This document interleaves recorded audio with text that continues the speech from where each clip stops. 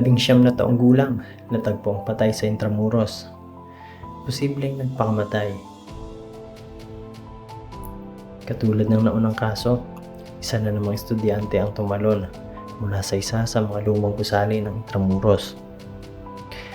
At tulad din ng unang tumalon, pareho silang galing sa isang klase. Posibleng magkabarkada pang araw, sabi ng ilan. Biglang bumalik sa alala ko ang mga pangyayari bago ko mabasa ang balitang iyon. Kakalipat ko lang noon sa Maynila.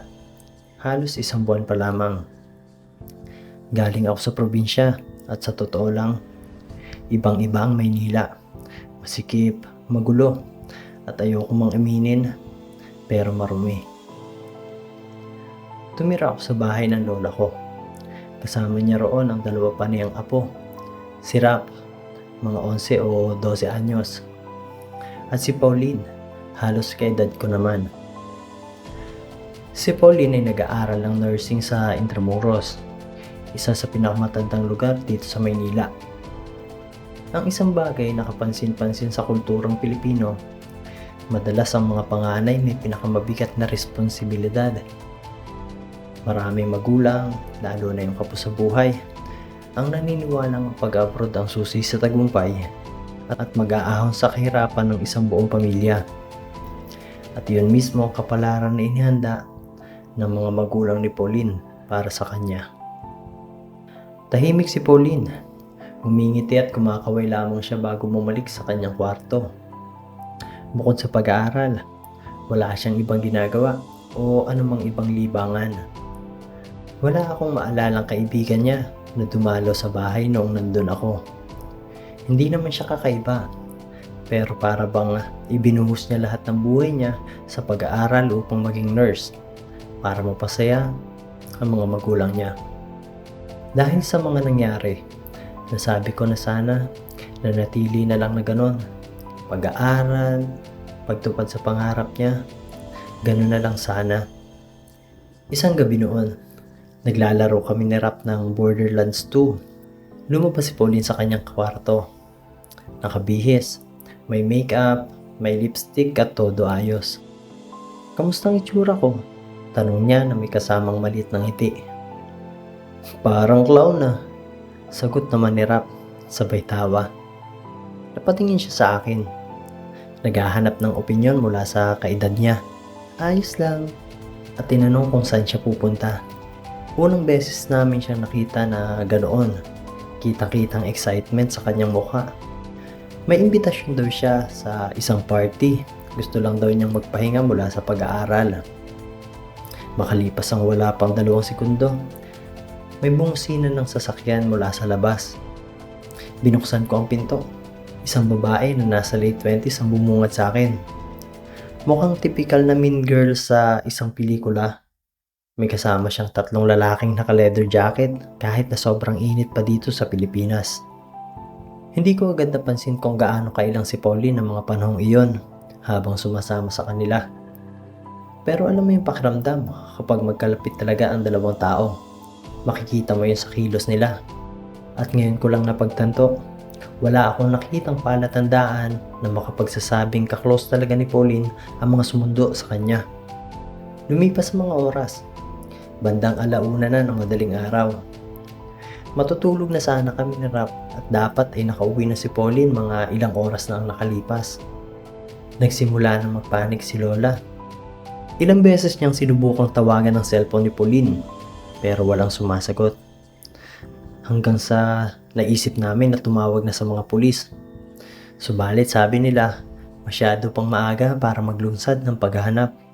Ilang oras pa lang daw siyang nawawala. Ani nila. Lumuhod na si Lola, umiiyak, nagmamakaawa. Hindi raw ganon si Pauline. Subalit pinauwi rin siya ng mga pulis. Pinilit na lang naming magpahinga si Lola. Halos hindi kami nakatulog sa pag-iintay kay Pauline, kasama na rin ang pag-aalala sa kanya.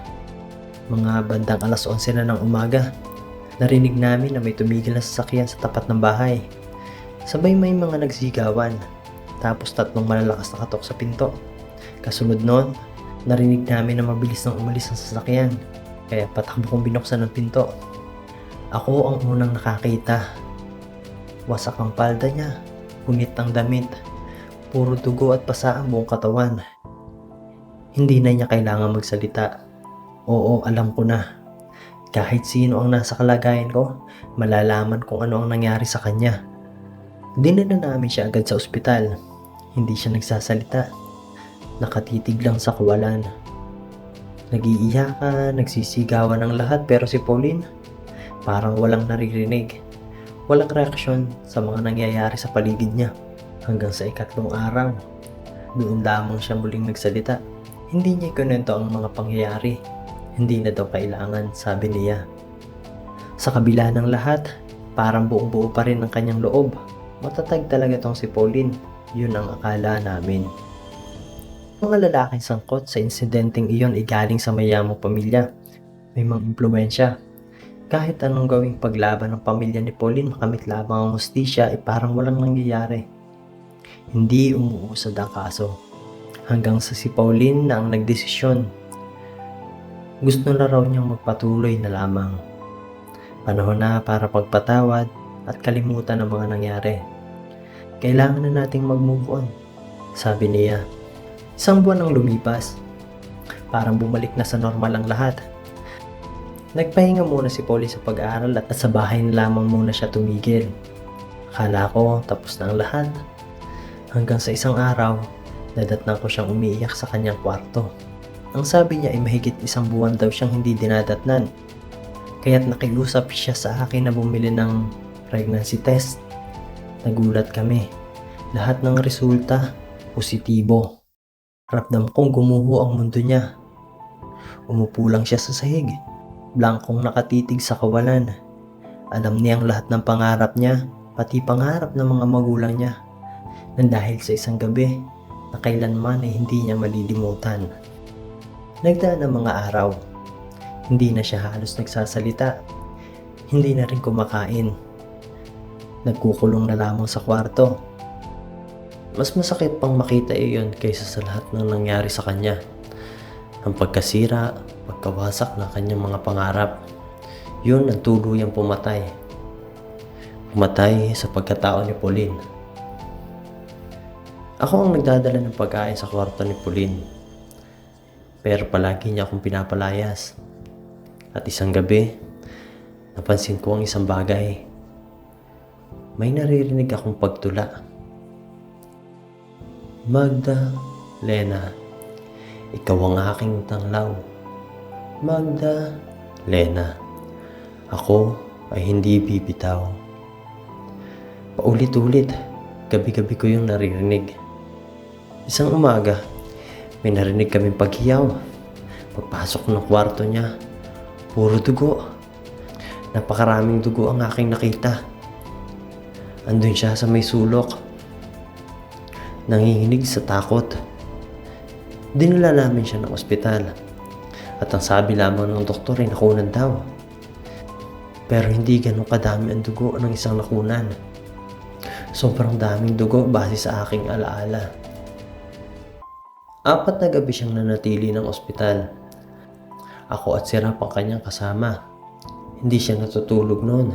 Parang takot na takot siya sa ideya ng pagtulog. Ikalawang gabi, binigyan na siya ng pampatulog ng nurse. Nakahinga kami ng maluwag. Nakatulog na din si Pauline. Nagising ako mga bandang 2:00 ng madaling araw. Biglang lumamig ang silid. Hindi normal yung lamig. Humiga ulit ako. Pero nakita ko ang mga mata ni Pauline. Nakatitig sa akin. Tinatawag ko siya ngunit hindi siya sumasagot. Hindi gumagalaw ang kanyang mukha. Yung mga mata niya, punong-puno ng takot. Dahan-dahan gumalaw ang tingin niya pababa. Senyas para tumingin din ako sa kanyang paanan. At doon ko siya nakita. Isang babae. Parang mula pa noong unang panahon. Ang mga kamay niya hanggang siko, basang-basa ng sariwang dugo. Dahan-dahan siyang lumulutang papalapit. Hindi niya ako pinansin. Pagkos ay dumiretso lamang siya kay Pauline. Noong mga time na yon, nahilo na ako. Bumigat ang aking paningin at ang huling nakita ko na lamang ang mga mata ni Pauline na punong-puno ng takot. Kinabukasan, dumating ang mga magulang niya. Ikinuwento ko sa kanila ang lahat-lahat ng nakita ko at naranasan noong nagdaang gabi. Nalungo si Lola pagkarinig ng kwento ko at pinakiusapan niya kung umalis na lamang sa bahay. Tanging si Pauline lamang ang naiwan kay Lola. Pagkatapos noon ay nakikibalita na lamang kami sa mga pangyayari sa buhay ni Pauline. Ilang taon pa ang lumipas. Namatay si Lola. At sa libing niya, doon pa lamang namin nalaman ang buong katotohanan. Ikinuwento ko ang tula ni Pauline sa kanyang nanay noong mismong marinig ko iyon.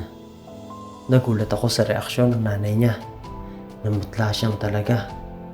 At ang sabi niya, isa raw itong lumang alamat tungkol sa isang hilot na nakahulog ng isang sanggol mula sa kanyang kamay. At ang sanggol namatay.